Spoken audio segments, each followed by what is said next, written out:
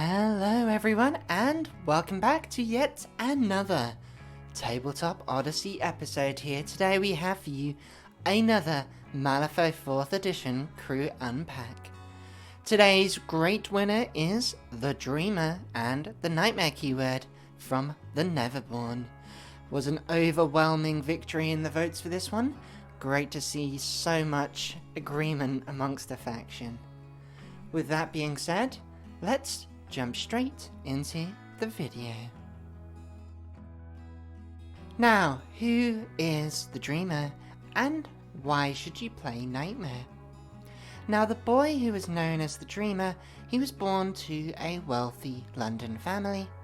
He was an imaginative child, preferring to dream up monsters to play with than friends. In his own mind, he made his own friends. And when the dream tyrant Nightmare found him, he was unafraid. See, Nightmare had then chosen to become his playmate, Lord Chompybits. And while the boy slept on Earth, his dreams became a reality in Malifaux. For the boy, it was but a playful dream, but for the tyrant, it was conquest. A chance to enact their desires in Malifaux. And when the Burning Man came and destroyed the boy's father, he finally awoke, embracing the chaos of reality, fighting off cultists while awake and being tormented by Chompy while asleep. Chompy decided to take the role of his father, tutoring him, paving him, and allowing him to create more dark constructions. They torment him awake and asleep, hoping his mind will soon fragment until it will finally become his. So why play Nightmare?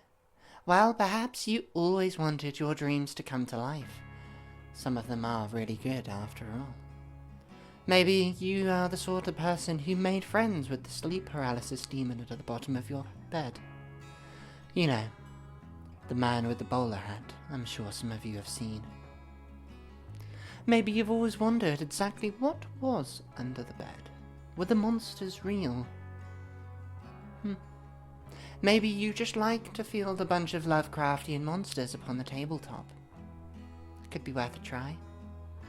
Or maybe you're just the sort of person who really wanted to try out a summoner, bring a bunch of creatures onto the battlefield at your whim. Either way, Nightmare might be your thing. Which brings us into the first title, The Dreamer, Fast Asleep, and their crew card, Lucid Dreaming. Now, if you were to take this title, Lucid Dreaming revolves around the Shadow Lair markers and the Fright tokens, largely. This specific title, however, also adds an Under the Bed token. See, the Shadow Layers, they are 50 mil hazardous Fright, which gives them the Fright token. And this basically allows it all of their defensive abilities, their physical defensive abilities become blank, and if one of your models succeeds in a magic action targeting it, it can receive an additional raise and then removes the token. Now, notice it says friendly model, it's not ally, so this means that versatile models can benefit from these. Now you also have the Under the Bed markers, which are also 50 mil, and friendly Nightmare models in play can draw range and line of sight for attack and interaction actions from this marker. And then when it's taken, an enemy model within 1 inch gains Fright and you remove the marker. Now this, I think, is most importantly used with interacts more than attacks, because it really allows you to set up in a position where you need to be in 2 places at once. You can leave a Under the Bed marker somewhere where you need to interact later, but get your model somewhere else. It's fantastic. Now you also have an ability and an action available to you. First of all is to Feed on Fear. All Nightmare models gain this. If they target a model with a Fright token, they gain a positive, which is obviously really good, considering how easy it is for you to get Fright out. And then you have the unique nightmare models. They get the tactical action Dreadful Dream, which is noticeably a signature. And this is a really, really good tactical action. Once per activation, enemy models within 4 inches must pass a TN12 willpower duel or gain fright. A really nice way of handing out fright, but it does happen to have an utterly disgusting stone ability here. I can't wake up. Once per activation, a minion or peon that failed this duel gains flicker, which means at the end phase, they're going to die. As you can imagine, this can be really deadly into crews that favour a lot of minions. Now, the Dreamer himself is quite a strong model. They have 12 wounds, speed 7, defense 5, willpower 6. And they have Incorporeal, which is going to protect them from harm, reducing damage from non-magic actions by 1. They combine that with the Just Dream ability, so if they are dealt damage, you may want to drain 2 Soulstone to stop them from being attacked for the remainder of the activation. It's probably only really worth doing against their large beaters, or if you're in danger of dying, but it's a nice little in your pocket ability there. Finally, you have the Diversion on the front of card, which stops enemy models within 4 inches having signature actions, which, quite honestly, is ridiculous, because it means that you're essentially handing out stunned to an extent. We then have the back of the crew card here. Starting off with Peer into Dreams, this allows you to make those under the bed markers 6 inches away, which is obviously useful for setting up further attacks and interacts. Amazing.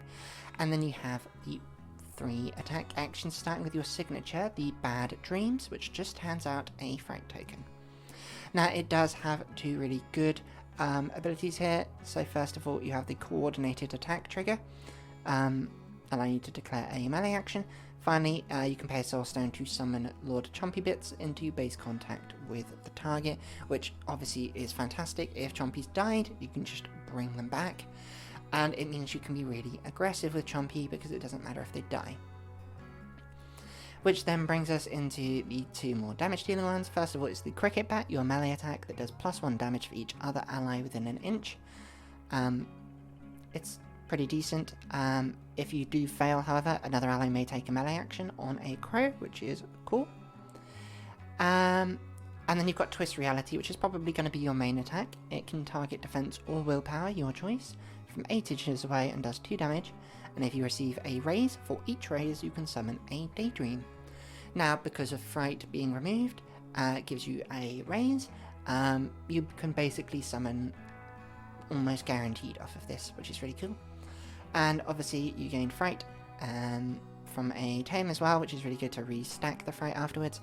And the target must reveal their control hand on a crow can be quite useful.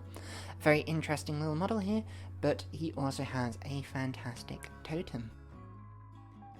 The totem themselves being Lord Chompy Bits Dreamlord. Now, the Dreamlord only has 7 wounds and has a nice 7 willpower, however, a little bit weak on the defense, but remember, you can summon them, and there isn't a target number for us, it just requires that stone. They do have a demise if they die to hand out fright, which is nice to have, but really they are reliant on their terrifying to limit the attacks against them. Finally, you have Monster Under the Bed, so when they activate, you may place into base contact with an under your bed marker.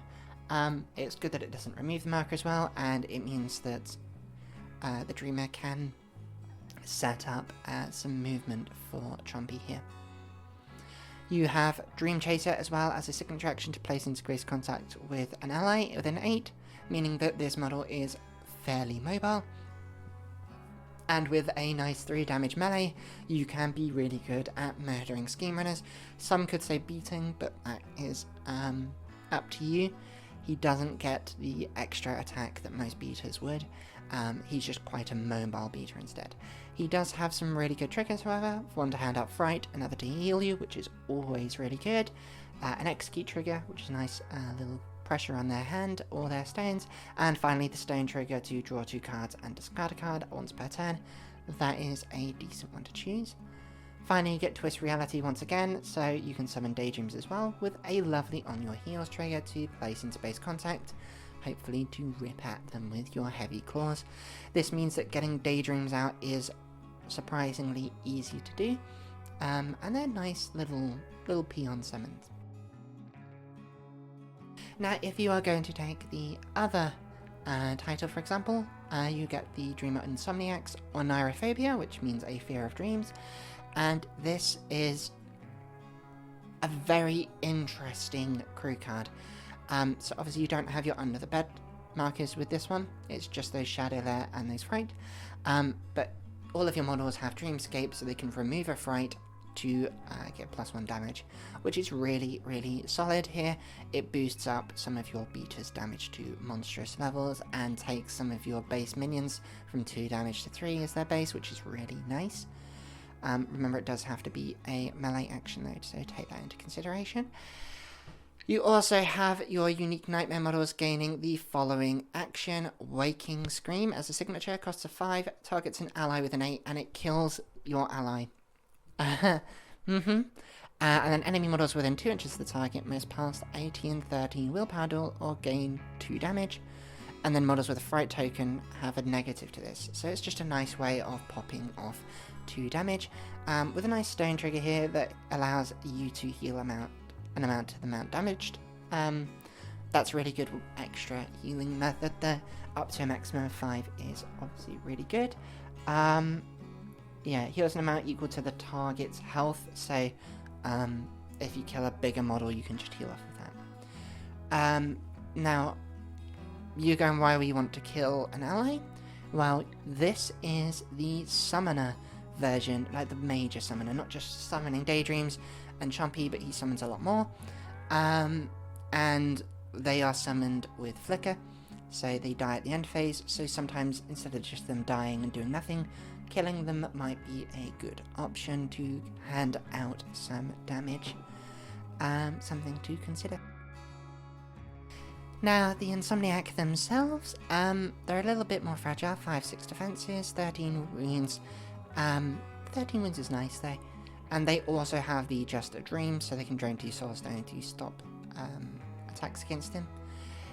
They also have the Between Waking and Sleep ability, which enemy models may not cheat Fate if he is within 2 inches of another ally, which does mean you kind of want him to be babysat by someone, just to make him a little bit harder to target. He also has the Contagious Nightmare ability, so when this model declares an action while within 2 inches of another model, with Fright, you're going to gain positive, which is obviously really nice, because without the other title you're not getting positives against Fright, so it's really good to gain positives as well. Now remember that you don't actually have to target that model, you just have to be within 2 inches of a model with Fright. Really cool. Now the main thing here that this model is obviously going to be doing here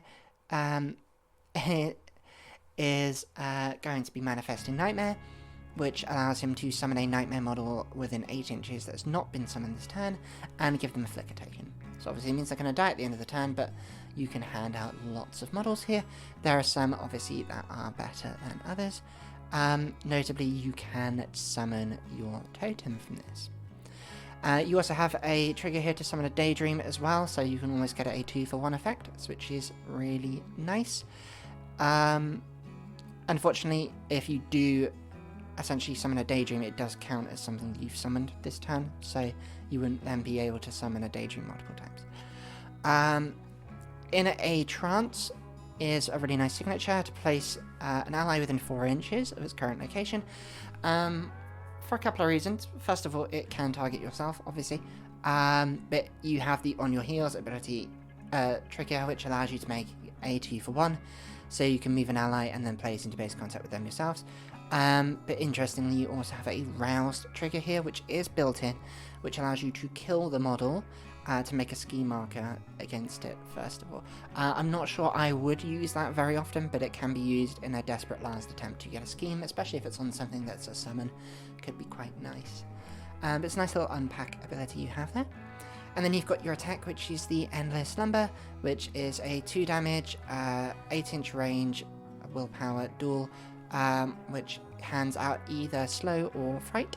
And then for each raise you gain, the target's going to discard a random card. Now obviously if you're removing a fright, you're going to get a raise automatically. So that extra discard is pretty much going to happen each time. You could apply a fright and then remove it on the next attack quite easily. Slow is also a really good option nevertheless. And you've got some great triggers as well. Draw out secrets, putting down a scheme at range might be better than using that rouse trigger on your signature. And then you've got counting sheep, so draw a card to basically empower with, which is nice. And then your stone trigger here, so after a friend Lord Chompy Bits, you can basically place them into base contact with the target, which allows them to not need to move themselves. A really solid stone action here. Now this Chompy is arguably a little bit more durable in exchange for being slightly less murdery.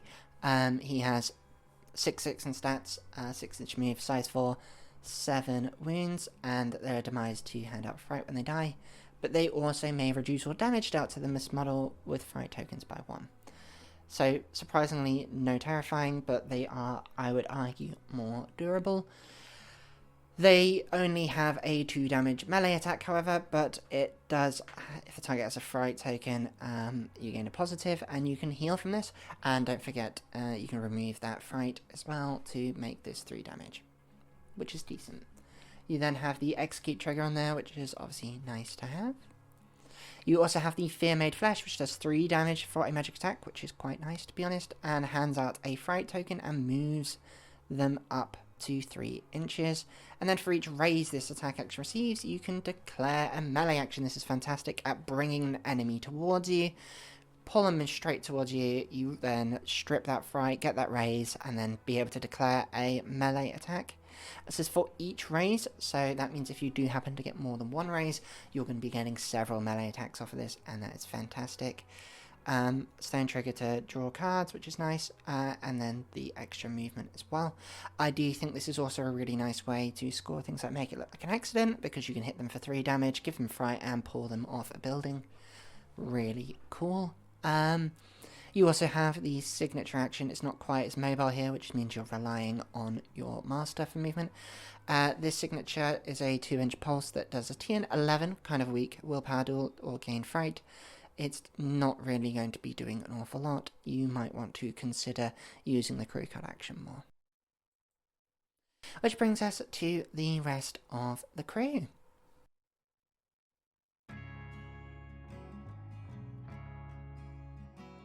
First up is Serena Bowman, the nanny of the Dreamer. Someone who likes to take care of them Earthside, and she is basically a glorified healer for 6 stones. She has 5/5 defenses, 6 wounds, disguised, which is nice to have, meaning she can kind of keep to the back of things, and has a demise eternal, so if she dies once per turn, you can discard a card to heal 4, meaning she really is a lot more survivable than she seems. And her main job, realistically speaking, is using her signature action Bolt of Painkillers to heal an ally within 3 inches up to 3 or remove a token, both of which are great options and basically means that your big beaters aren't going to die.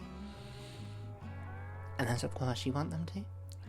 And then Horrific Reality is an attack action that does 2 damage, drawing range and line of sight from allies within 8. And you can heal allies off of a raise as well, which is really nice. With a nice little crit strike in there as well. Something to have a nice little ranged heal as well. Can be quite useful, and obviously being able to extend it to essentially 10-inch range is quite nice. Means she can stay at the back. Worth a pick. We've then got the Widow Weaver, who her and the next model do make a really nice pair, but she's also quite good by herself. She's 8 stones, 11 wounds, and her main defenses are Terrifying and Monster in the Dark, so she reduces damage from frighted models by 1, meaning she is got a nice little bit of defense to her. She has a interesting tactical action here called Nightmare Webbing, which means she can make a shadow layer marker in range. Remember, their hazard is fright. And an ally within an inches model may place into base contact with a made marker for a cost of a stone. And of course, if it's the Bandersnatch, it may declare a melee action, which means her and the Bandersnatch work really well together. And then we combine this with Endless Nightmare here. So this action may not target the same model more than once. It may target allies or models with fright tokens. And then it declares an action chosen and controlled by this model. That's a nice little obey here. It can do damage on a raise. And then you may remove a fright token if able. It's unfortunate you have to remove the fright token, but it's a nice little obey. Get an extra little bit of walking, interacts after things. It's always nice to have, especially with Siphon Life as well. How it gives her a little bit of healing, and a way to make a shadow layer marker from 8 inches as well is also great. Really nice attack action there, you'll be using quite a bit. Alternatively, you do have the 3 damage magic attack that Ono Raise places her into base contact with a shadow layer within 6, so setting up that shadow layer first is always an advantage. Gets her moving after an attack, and then she can do extra damage with My Eye, pushing them through a shadow layer if they need to. Nice, fun little attack there. Good model. We then have the Bandersnatch here. The Bandersnatch is 7 cost, 9 wounds, a little bit more weak here, but it has Tangled Dream, so it can remove a shadow layer to reduce damage by 2. Not bad, but you don't really want to be removing your shadow layers. And it also has the amazing ability for Ethereal Web, so when it activates, it can drain a Soul Stone to place into base contact with a shadow layer within 12. 12 is a big distance, and of course you can set them up with the aforementioned Widow Weaver or yourself, who also has Nightmare Webbing as a signature, which means this guy is nice and good at scheming. He also has the Dart Out tactical action, targeting an ally or shadow marker, placing him to base contact, which is nice and strong. Little extra movement there, provided of course there is a shadow there, with the ram trigger to kill the target if you target an ally to heal, which is fun. You also have 2 attack actions, the Dreaming of Teeth here, doing 2 damage in melee and can draw range and line of sight from shadow markers. Amazing. With a heal trigger to boot, he's going to be kept up nice and healthy. And then Infested Nightmares, which does 2 damage magic attack, and for each raise you can move an ally 6 inches towards the target. Really good for bringing someone like Chompy or Teddy into the fray. You also have the False Suspicions, which you want to be hitting as often as you can. Target declares an attack action controlled by this model, which means you can force those enemies to do your bidding. You've also got the Mental Trauma to potentially deal 3 damage to them if they don't discard a card as well. Combo is really nice as well with things like Execute in the crew. Next up we've got Coppelius, who is a slightly expensive 8 cost but very efficient schemer here. He has Don't Mind Me and Onwards, which means he's got that 3rd movement for the cost of 7, with a stone trigger as well that he can, when resolving this action, he can move through models and give enemy models fright, which is really cool. But the Don't Mind Me of course means he can pick up markers and interact with strategies that are in base contact with enemies and doesn't really care about engagement. He also has Terrifying to help with his 11 wounds, meaning he's not entirely defenseless, but it's not something to be relied upon, and has 2 interesting attacks, first of which does 2 damage on a melee and 3 if you charge, or 4 if you strip a fright and you're in Insomniac's crew. Not bad, with a Like the Wind trigger to move up to 5 inches, or can hand out fright or deal extra damage with My Eye, so you can hit for 5 damage with this guy. Nice and surprising. Good Deadly Claws there. Unhinge, on the other hand, is a 1 damage magic attack, which honestly is fantastic here. For each raise an ally engaged with the target gets an attack, which means someone like Chompy or Teddy is going to swing for each raise. Removing a fright, obviously, is going to get you a free one. And if you happen to get any more, it can just help. You can also remove a token from yourself as a point of this, which is pretty cool. And you can hand out Slow, or make schemes as well, which are really good triggers. I think that's something that this crew just has a lot of, is just really nice triggers. A lot of magic attacks here obviously don't mean a lot of damage, but they've got a lot of ways of handing out extra AP to others. Now Teddy, he is expensive. There might be better beaters if you choose to go versatile, like an EU Syzygy Sisters. But Teddy is a great in-keyword beater if you're willing to pay the 10 cost. He is more of a tanky beater, however he's not particularly fast, except in certain situations, but he does have 13 wounds and regeneration to heal when he activates, and has Terrifying. We can combine this with a new stuffing, so he can kill friendly models to heal 3. Now, you're going to have lots of Daydreams around either way, so getting lots of Daydreams to just murder and heal off of is a great idea. Gonna keep him nice and topped up. But his other signature is Here Comes Teddy, so you can target a friendly model and they are moved 5 inches away, or could be an enemy as well. And then for each raise, this model may move up to 5, so removing that fright can be quite important to get you that extra movement that you really need in order to keep up with the rest of the crew. A nice little delay trigger to hand out slow as well can be quite fun. Notably, if you're handing out slow to an ally, I'm not sure why you would want to, but you can remove it from deliriums. I believe it's deliriums. No, Insidious Madness is either. They have slow burn, so you can just deal damage to them to get rid of slow, which you'll notice is something to consider later. Anyway, the main reason you might want Teddy, however, is a whooping 4 damage melee attack at skill 6 with a trigger for a stone to make the damage irreducible, which is amazing. He also has the execute trigger, once again adding to that card pressure, and finally bowled over, which allows you to push the target away and then move towards them. This can be good at pushing people off of points or off of buildings, depending on how you see things, but 4 damage, potentially irreducible, is amazing. 5, if you strip a fight in Insomniac, is a little bit nuts, and that is before raises here. Pretty cool, pretty good damage. Up next is Delirium themselves, who is a unique Insidious Madness, I suppose. They have 11 wounds with Don't Turn Your Back, Incorporeal, which are both a nice combo, reducing damage there and stopping enemy interacts. The Rush is really good as well because it gives him essentially once per turn 8-inch move as long as it's in a straight line, which is pretty cool.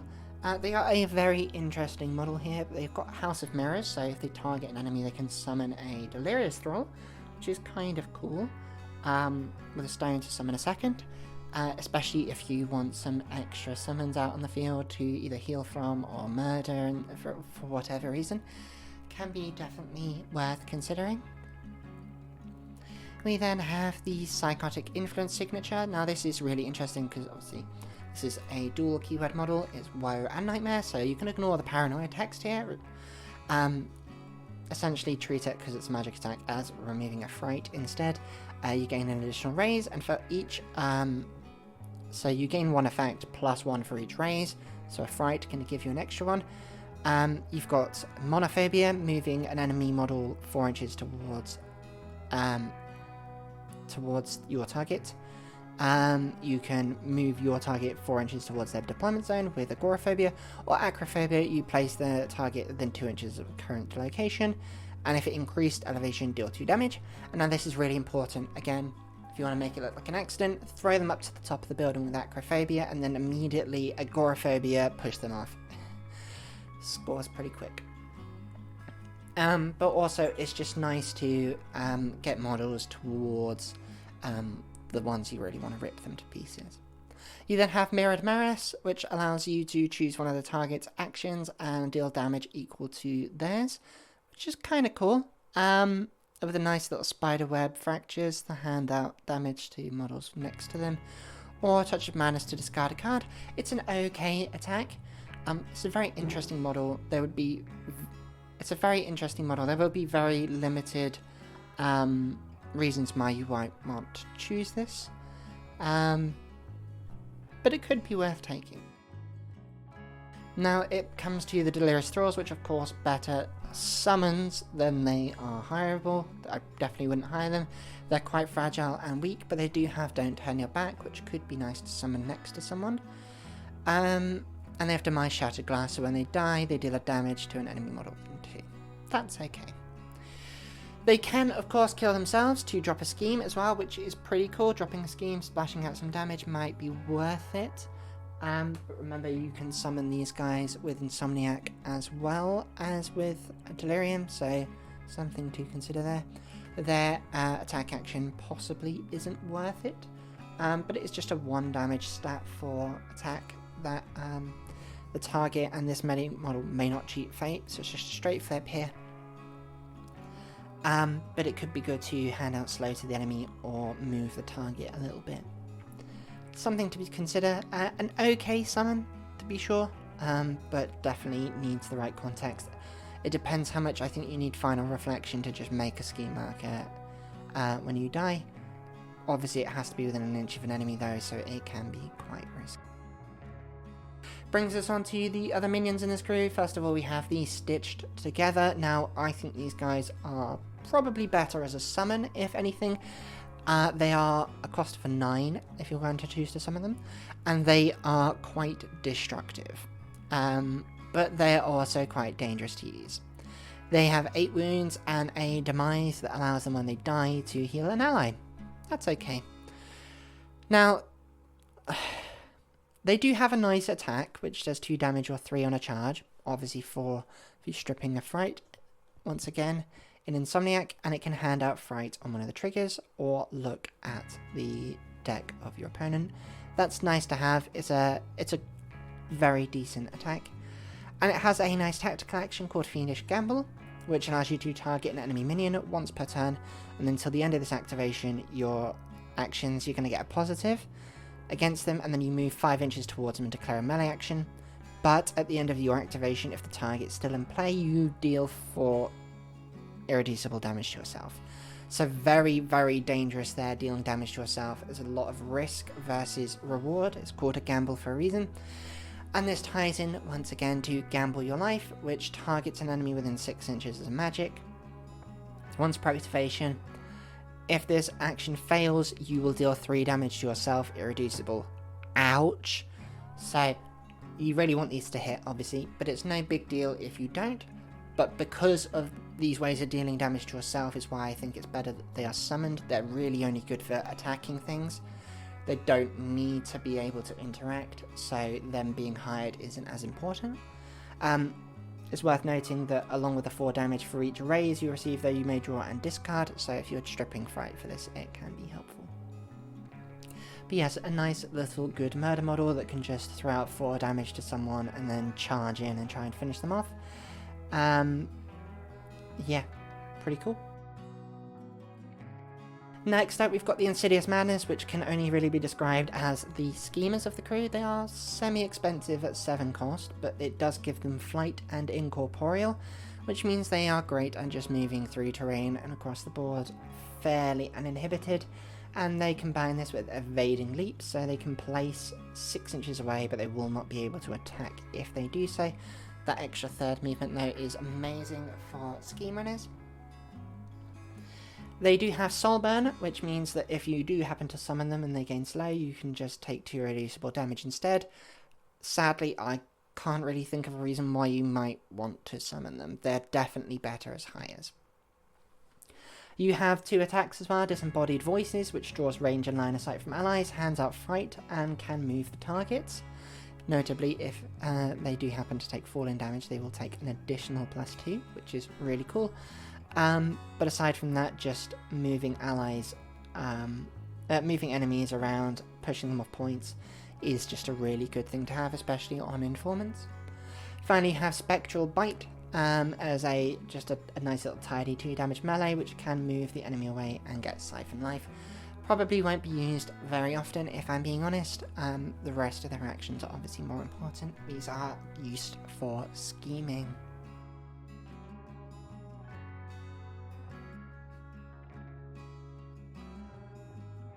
Which brings us on to the Alp. The Alp is a 5 cost model. A decent summon. Summon target 9 though. And they are made to kill. Now noticeably, when you are summoned, I believe you are placed, which will trigger made to kill. So once per activation, when they're placed, they can declare a melee action. So they appear and stab straight away. And they can combine this with a natural speed, which allows them to place within 3 inches. which is obviously going to trigger an extra attack, which means these guys are great little murder summons. They also have a demise if they die to hand out fright, so even if they do die, not the worst.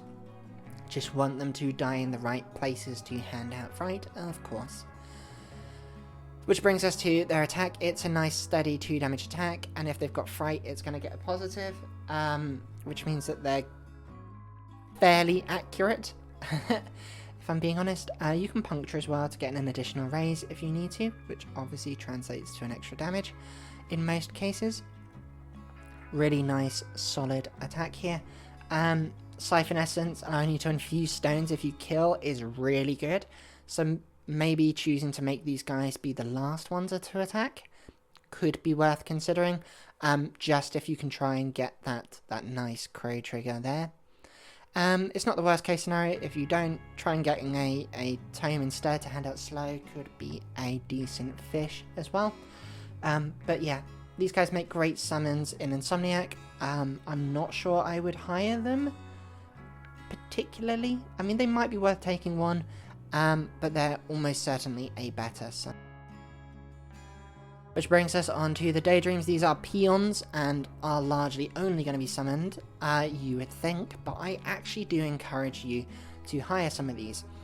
They have flight, which means they're going to ignore terrains and models, and they've got a nice little demise here, so when they die it can remove a friendly scheme marker in line of sight to make one in base concept itself. Now this can just be really useful about moving schemes about, getting them into the right position, so setting up schemes early aren't always a bad thing, or things when you hit off draw out secrets. You can just move them around where you need to.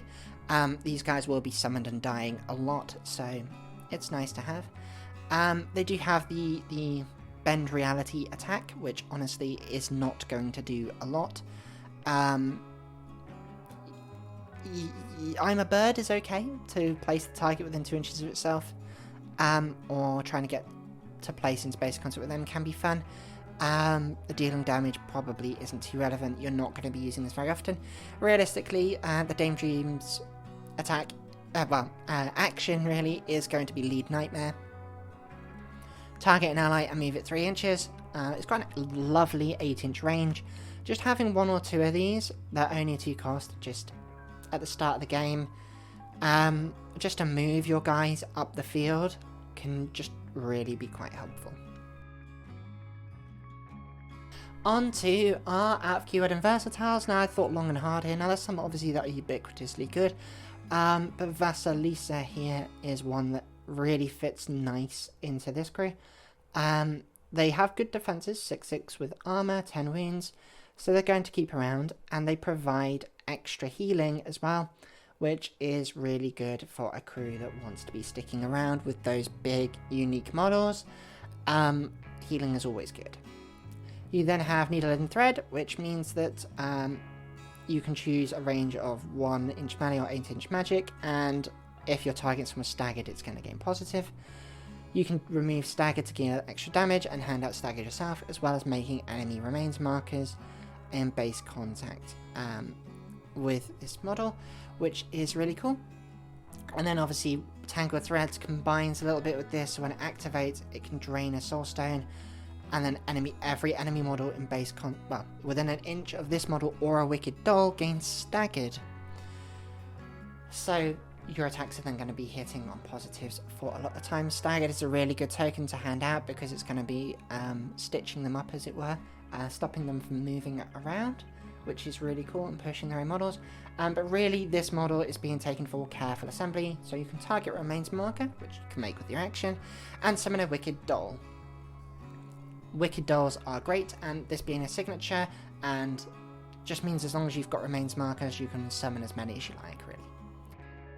Now we combine this with the Wicked Doll, who I wouldn't hire, but they obviously are a really good summon here. Now these obviously are going to die fairly often. They only have 3 health and 4s in their stats, but they're really good at getting into the right position with something like Stealth, and Don't Turn Your Back can be nice when summoned to just turn off interacts. Obviously we've got other summons we can bring in, those little nice delirious thralls, but these ones can be brought in through Vasilisa, which is really cool. So it just allows extra options here. They've got an okay 2 damage attack, which is only skill 4. If you gain a positive there, maybe making some remains or staggered, which is decent, but really it's used for sinister puppeteering. If you're on a higher elevation, you can do a 12-inch range, and you hand out adversary and can move the target quite a bit. This is really good for pushing people off of points. But adversary is just going to be adding an extra positive to hitting those things, meaning that your attacks are obviously going to be yet again way more efficient. Obviously at risk of the black, but you know, it is what it is. But really, these guys actually are really good for making teddy food.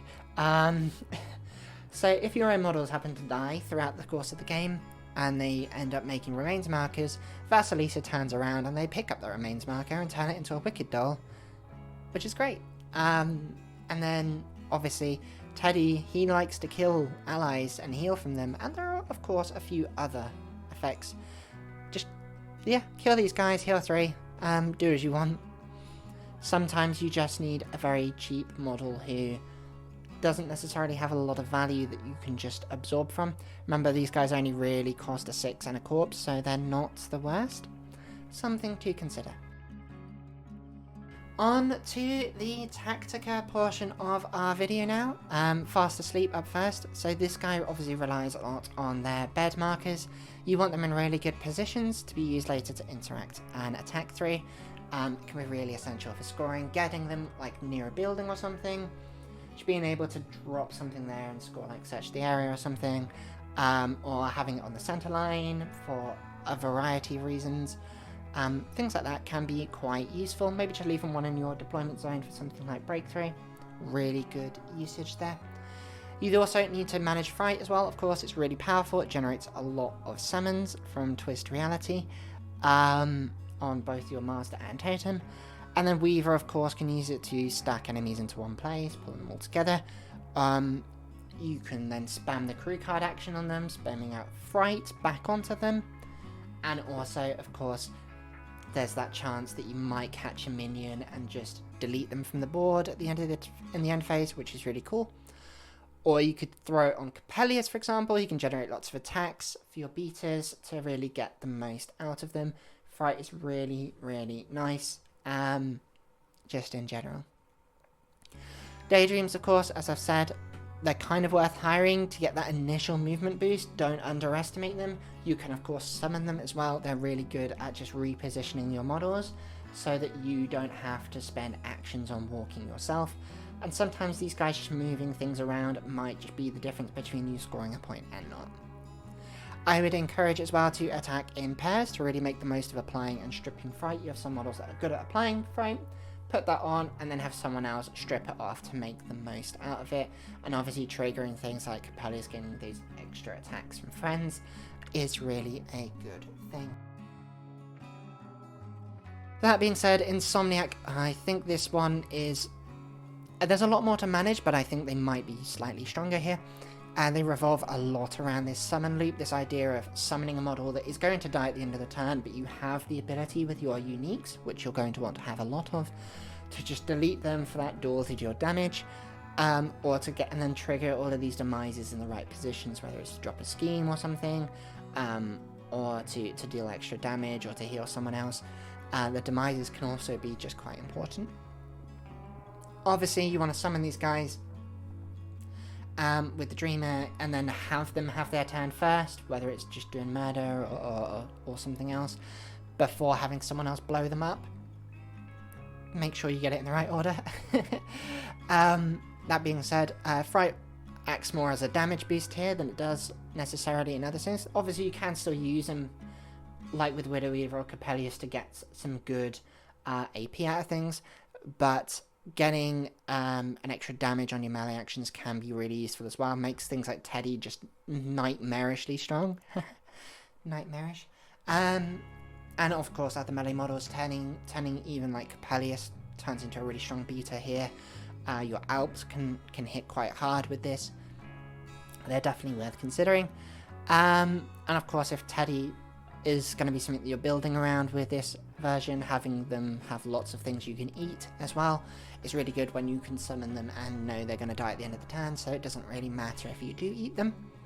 You can of course then afford to be really aggressive with Chompy here. I mean, you can kind of in both ones, but a bit more here. Really aggressive with Chompy. If he dies, that's okay. You just resummon him and he can get a second activation. Isn't that great? So it's the same with a lot of your models. If they die, that's okay. You can just resummon it. Which means sometimes it might be worth summoning later in the turn to see what has died first, and then going, I'm going to bring these in. Something to consider. At least with your summons, you should always go first with your summons if possible. It kind of makes more sense that way. And then make use of the many demises that you have, obviously, and kill your models in the right places. You want to make sure that these models are going to die, that you are making the absolute best use of them. Making sure that they are dying in the right places and applying the effects that you want. If it's handing out fright, for example, or those extra damage, see what you need. Oh, now with that whistle-stop tour, we are, of course, at the end of the video. I hope you have enjoyed this video and this series so far. If you have, please feel free to leave a like and subscribe if you haven't already. And let us know what you want to see next. I believe our next faction here is going to be the Arcanists, so let me know what Arcanist Master you want to see next. And with that being said, I'm looking forward to the next one, and I hope to see you soon. Thank you very much.